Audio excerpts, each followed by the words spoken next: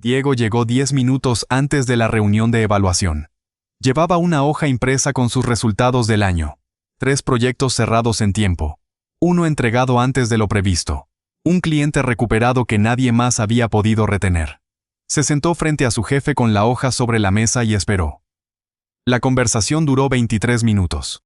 Al final, su jefe le dijo que había tenido un año muy sólido, que el equipo lo valoraba, y que el ajuste salarial sería del 3,5%.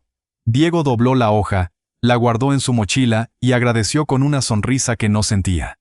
Lo que Diego no sabía era que esa misma mañana, 2 horas antes, su jefe había tenido otra conversación. Esta vez con la directora de operaciones. En esa conversación, el nombre de Diego no apareció ni una sola vez. Apareció el nombre de Rodrigo, que llevaba 18 meses en la empresa, que había hablado en 2 presentaciones frente al comité directivo, y que iba a ser recomendado para el puesto de coordinador regional que se abriría en el primer trimestre del año siguiente. Diego tenía mejores resultados. Diego tenía más experiencia. Diego no estaba en esa conversación. Existe un reglamento que ninguna empresa imprime. No está en el contrato de trabajo, no aparece en el manual del empleado, no se menciona en el proceso de inducción. Pero opera con la misma precisión que cualquier política oficial. Y las personas que lo conocen lo usan todos los días. Las que no lo conocen trabajan dentro de él sin saberlo, siguiendo reglas que nunca les explicaron, perdiendo partidas cuyo marcador nunca vieron. Lo que pasó con Diego no fue una injusticia aislada. Fue el resultado predecible de un sistema que tiene su propia lógica, y esa lógica no premia al que más trabaja. Premia al que entiende cómo funciona realmente la distribución del poder, la visibilidad y las oportunidades dentro de una organización. El primer artículo de ese reglamento dice algo que muy poca gente quiere escuchar. El esfuerzo que nadie por encima de tu jefe directo puede ver, ese esfuerzo que no cuenta para tu carrera. No porque no sea real. No porque no tenga valor. Sino porque las decisiones sobre quién sube, quién recibe qué proyecto, quién entra en la conversación de sucesión. Esas decisiones no las toma tu jefe directo solo. Las toma una capa de personas que opera con información incompleta, que no tiene acceso a tu desempeño diario, y que construye su percepción de ti a partir de fragmentos. Una intervención en una reunión, un nombre mencionado en un correo, una recomendación dicha de pasada en un pasillo. Si esos fragmentos no existen, no hay percepción que construir. Y sin percepción, no hay decisión favorable posible. El trabajo invisible no se recompensa. Se consume. Hay una diferencia entre las dos cosas. Lo que se recompensa te devuelve algo. Lo que se consume, desaparece.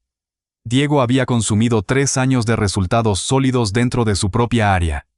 Nadie por encima de su jefe podía conectar esos resultados con su nombre. No porque hubiera hecho algo mal, porque nunca había entendido que esa conexión no se forma sola. El segundo artículo del reglamento es más incómodo todavía. Ser la persona más confiable de tu equipo es una ventaja, hasta el momento en que se convierte en una línea del presupuesto. Diego era el que siempre respondía. El que cubría cuando alguien fallaba. El que absorbía los proyectos que nadie quería, porque él sabía cómo sacarlos adelante. Su jefe lo sabía. Y precisamente porque lo sabía, nunca sintió urgencia de resolver el problema estructural que esos proyectos representaban. Diego lo resolvía. Diego siempre lo resolvía. Eso que suena como reconocimiento es, en términos organizacionales, una transferencia de responsabilidad institucional hacia una persona que la acepta sin costo visible para la empresa. Cada vez que Diego absorbía lo que debería haber activado una contratación o una reasignación formal, le estaba regalando a la organización una solución que ella debería haber pagado. Y lo hacía creyendo que eso construía reputación. Lo que construía era dependencia. Y la dependencia, en los sistemas corporativos, no se premia. Se administra. El tercer artículo nadie lo dice en voz alta, pero todos los que llevan años en una empresa lo han visto funcionar. Tu reputación no se construye en lo que haces. Se construye en lo que otros dicen de ti cuando no estás en la sala. No en tu evaluación de desempeño, no en tus entregables, no en las métricas de fin de año. En la conversación de pasillo después de que termina la reunión. En el intercambio breve entre 2 directores cuando alguien pregunta quién podría liderar el nuevo proyecto. En la frase que alguien dice casi sin querer. Es muy bueno técnicamente, pero no sé si está listo para algo más grande. Esa frase no necesita evidencia. Necesita repetición. Una sola vez que circule en el nivel correcto, y ya está instalada. Todo lo que hagas después se va a leer a través de ella. El problema no es que la frase sea cierta o falsa. El problema es que tú no sabes que existe. La temperatura en las reuniones baja 1 grado. Las invitaciones a ciertos espacios dejan de llegar. Los proyectos con visibilidad van a otra persona. Y tú seguís teniendo los mismos resultados, preguntándote qué cambió. Lo que cambió fue la narrativa. Y nadie te avisó que estaba siendo escrita. No era incomodidad pasajera. Era la secuencia. Un análisis publicado por investigadores de la Universidad de Stanford que rastreó patrones de movilidad interna en más de 300 organizaciones medianas y grandes encontró que los empleados con alto desempeño sostenido tienen una probabilidad estadísticamente menor de recibir promociones laterales o ascensos que sus pares con desempeño promedio en roles operativamente menos críticos. El dato es contraintuitivo hasta que entiendes lo que mide. Las empresas no promueven al que más aporta. Promueven al que menos cuesta mover. Y mover a alguien que sostiene operaciones críticas tiene un costo de reemplazo que el área no quiere asumir. Tu excelencia, en ese contexto, no es un argumento a tu favor, es el argumento que usan para mantenerte donde estás. El cuarto artículo del reglamento tiene que ver con el dinero, y es el que más le cuesta aceptar a quien lleva años en una empresa creyendo que la lealtad tiene un precio de mercado. No lo tiene. Tu salario actual está anclado al número que aceptaste el día que tenías menos información, menos experiencia negociadora y más necesidad de cerrar el trato. Ese número se convirtió en el piso. Cada aumento desde entonces fue un porcentaje calculado sobre ese piso, no sobre lo que vales hoy en el mercado.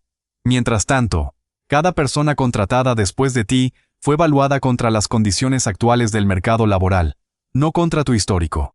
Por eso hay personas que llegaron 3 años después de ti, que todavía están aprendiendo lo que tú ya dominas, ganando un número que se parece demasiado al tuyo. No es un error del sistema.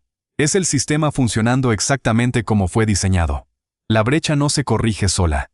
Solo se corrige cuando tú la haces visible con datos y la presentas en el momento correcto, con la posición negociadora adecuada. Y el quinto artículo, el que más se disfraza de ayuda. No todo el feedback que te han dado estaba diseñado para desarrollarte. Parte de él estaba diseñado para hacerte más manejable. Baja el tono. Pensá antes de hablar. Elegí bien tus batallas. Esas frases pueden ser desarrollo genuino, o pueden ser compresión. La diferencia está en el resultado que producen. Si seguirlas te hizo más influyente, más escuchado, más presente en las decisiones que importan, era desarrollo. Si seguirlas te hizo más pequeño, más callado, menos incómodo para las personas que estaban por encima tuyo, no era feedback. Era administración de amenazas disfrazada de mentoría. El indicador es simple. ¿Hacia dónde apunta el consejo? ¿Hacia más impacto o hacia menos visibilidad? El feedback que sistemáticamente te señala en dirección a ocupar menos espacio no está trabajando para tu carrera. Está trabajando para la comodidad de alguien más. Valentina trabajaba en el área de planeación financiera de una empresa de consumo masivo con operaciones en varios países de la región. 4 años en el mismo nivel. Evaluaciones de desempeño consistentemente por encima del promedio. Había pedido una promoción 2 veces. Las 2 veces le dijeron que el momento no era el indicado, que los presupuestos estaban ajustados, que había que esperar la reestructura del área. La tercera vez no pidió la promoción. Hizo algo diferente. Pasó 3 meses mapeando cuál era el problema más costoso para la directora de finanzas. La persona 2 niveles por encima de ella. Identificó que el proceso de cierre mensual tomaba 11 días hábiles y generaba fricciones con 3 áreas distintas. Propuso y ejecutó un rediseño del proceso que lo llevó a 7 días. No lo hizo dentro de su rol formal. Lo hizo encima de su rol, en el espacio que nadie le había asignado, pero tampoco le había prohibido. Presentó los resultados directamente a la directora en una reunión de seguimiento a la que pidió ser incluida. No habló de su carrera. Habló del problema que había resuelto y de los siguientes 2 que podía atacar. 4 meses después, cuando se abrió una posición de coordinadora senior, la directora fue quien sugirió su nombre. Valentina no llegó al puesto porque trabajó más duro. Llegó porque dejó de pedir permiso para existir en el nivel que quería ocupar y empezó a demostrar que ya pertenecía ahí. El reglamento oculto lleva funcionando mucho tiempo antes de que nadie te lo mostrara. Cada conversación en la que no estuviste, cada narrativa que se formó sin tu participación, cada porcentaje de aumento calculado sobre un número que ya no te representa, todo eso ocurrió dentro de un sistema que opera con su propia lógica, independientemente de si la conoces o no. La diferencia entre quienes avanzan y quienes se quedan no es el talento, no es el esfuerzo, es la comprensión. Quienes entienden las reglas reales dejan de esperar que el sistema los recompense por inercia y empiezan a intervenir en los lugares donde las decisiones realmente se toman. Diego todavía tiene la hoja doblada en su mochila. Si esto es lo primero que ves de este canal, hay más material como este. No recetas motivacionales. No consejos genéricos sobre marca personal. Solo el funcionamiento real de los sistemas donde la mayoría de nosotros pasamos la mayor parte de nuestra vida activa. Seguilo. La próxima vez que algo en tu trabajo no tenga sentido, vas a tener un marco para entender por qué.